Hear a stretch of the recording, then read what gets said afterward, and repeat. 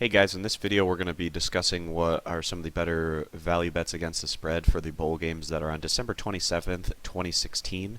If you're interested in more of these bowl pick series videos that we're doing or our college basketball pick videos that we're doing, you can head on over to our channel or click that subscribe button, and if you can click that thumbs up on this video, it's really appreciated and really helps us out. If you're looking for more content beyond just what we talk about in these particular videos, you can head on over to our website, stumpthespread.com, by clicking this logo in the top right-hand corner. And we'll also link Stump the Spread in the video description if you're not on desktop and unable to click on the on-screen link to our website. Over at Stump the Spread, you can get our daily free play as well as our premium picks across all major American sports. So for today's action, we have 4 games that we're going to be discussing that are going to be on the 27th. Maybe some more interesting bowl games than we had the day prior, but still not the kind of exciting bowl matches that we're necessarily going to get later on in bowl season, but still some solid value bets to be had nonetheless. Starting with the first matchup here, we have the Zaxby's Heart of Dallas Bowl between Army and North Texas. Unfortunately, this is one of those situations where we get a rematch between a game that we already saw during the regular season, but Army and North Texas went against each other then. This happens every once in a while where you get these rematch bowl games, which is unfortunate for the teams. They'd rather go against some new competition, but that's just how things shook out for both these squads this year. It was really great to see Army bounce back as a program this season. They've really had some down years recently, and this group actually played some of their best ball in some of their tougher matchups, given by like their road wins against teams like Temple and Wake Forest. Those were really strong results for Army. And also, nobody can forget that breaking of the 14-year losing streak against rival Navy, as Army went on to beat Navy in Week 15, and what was a really exciting game as Army went on to seal that win and end that really bad losing streak that they had against their rival.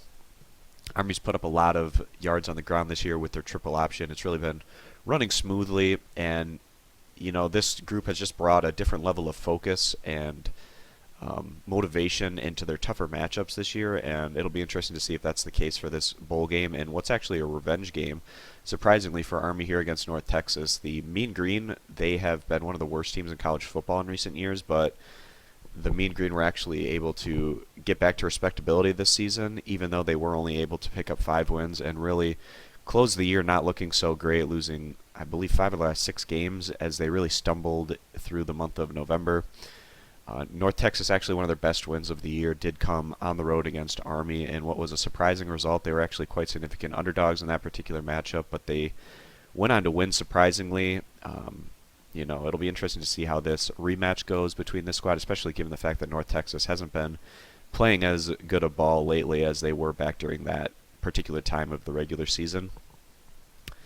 North Texas, they really don't do any one particular thing great. They rank around 90th in the nation in both scoring average and total defense, and they also come out of Conference USA, which is one of the lesser conferences in college football this year.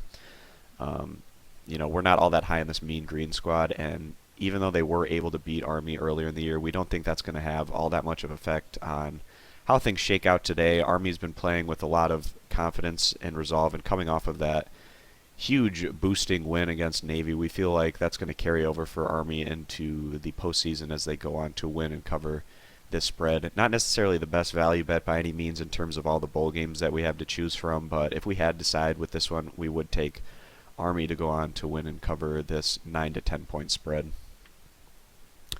Moving on to our next bowl matchup, we have the Military Bowl between Temple and Wake Forest.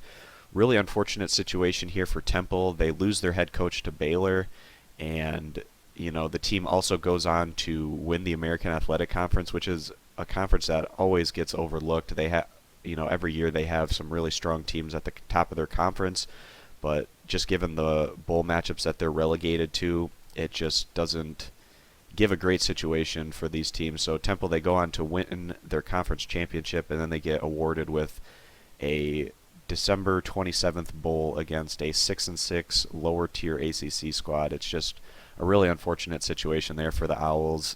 Temple got off to a pretty slow start this year, but they really came on strong in the American Athletic Conference as they went on to really rally off a lot of impressive wins, and then they went on to win their conference title game against Navy in blowout fashion. Unfortunately for Navy in that one, they weren't with their starting quarterback for that one. Will Worth went out with an injury. Temple also losing their head coach really makes it difficult to refocus your efforts coming into a bowl game, especially without your head coach there to really direct the mindset of the team. Motivation, we're worried, is going to be an issue here for Temple, especially going against such a weak opponent compared to the type of season Temple was able to put together.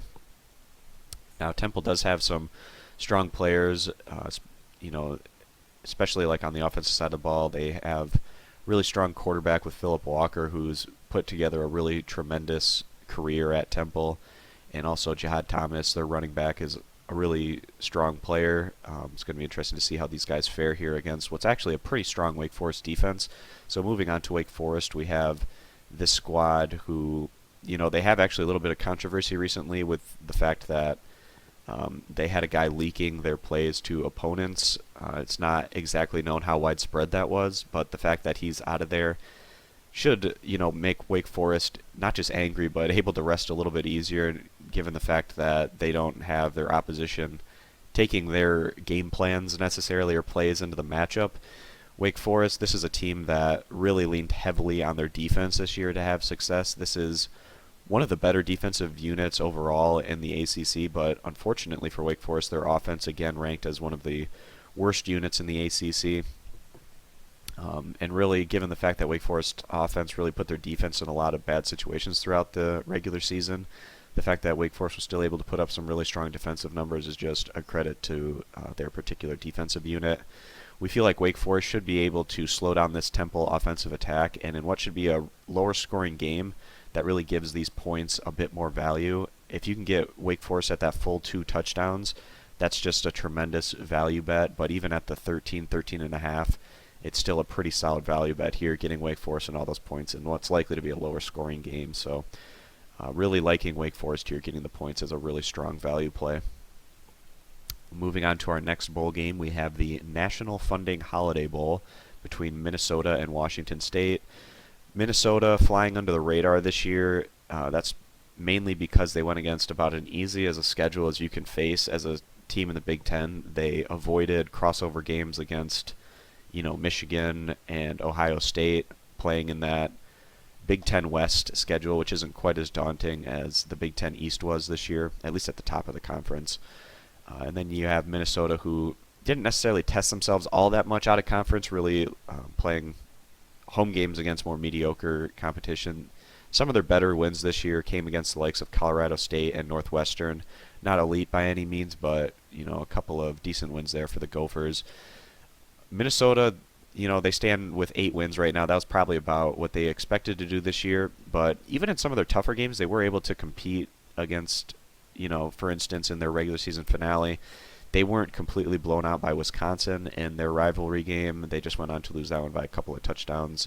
31-17 was the final in that game.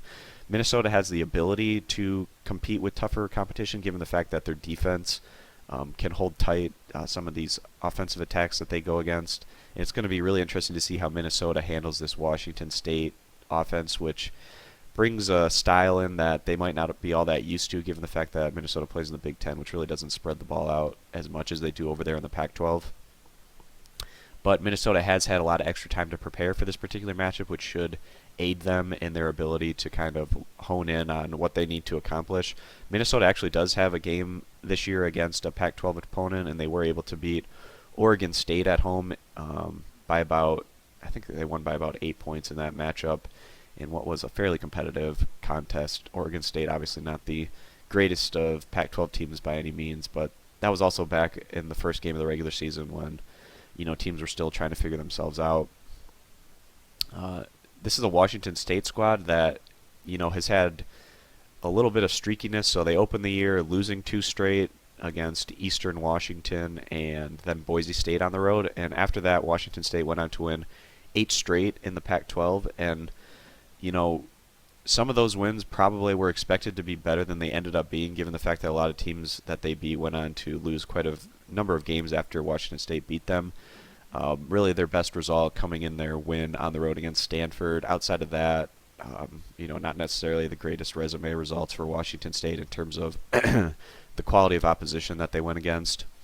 Washington State has put up a ton of yardage through the air this year. They have one of the most deadly passing attacks in college football. More specifically, when they go against weaker defenses, when they go against tougher defenses, it's a little bit tougher to get things going. Washington State is coming on a 2-game losing streak. They fell at Colorado, and then their regular season finale, they were really blown out by rival Washington, and what wasn't a great result there for the Cougars. Washington State was hoping maybe to make a run at the division title there in the Pac-12, but they weren't able to do that.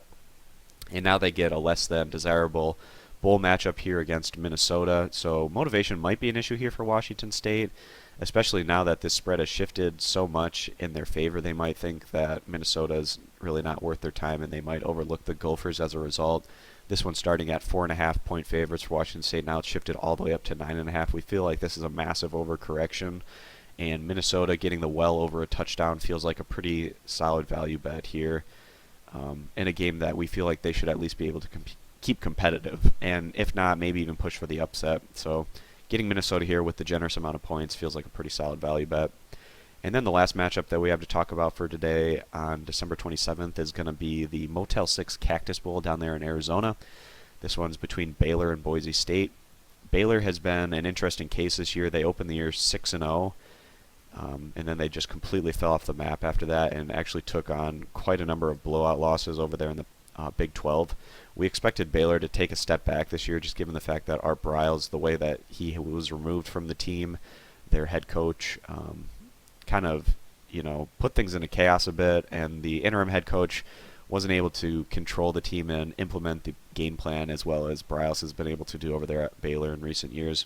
Baylor does bring in a new head coach, bringing in Temple's guy who's had a lot of success over there, rebuilding that Temple football program. It's going to be interesting to see what he's able to do. This Baylor program has really built itself up into one of the top contenders in the Big 12 over the last 5-10 years or so. And it's going to be worth watching to see if their new guy is able to continue off of that success that this program has been able to sustain recently. Baylor taking quite a step back this year. Going to be interesting to see what kind of effort they bring into this one against Boise State. Usually when teams bring in new coaches before the bowl season, it tends to have a motivating factor, but that's yet to be seen here with how the Bears treat this particular situation.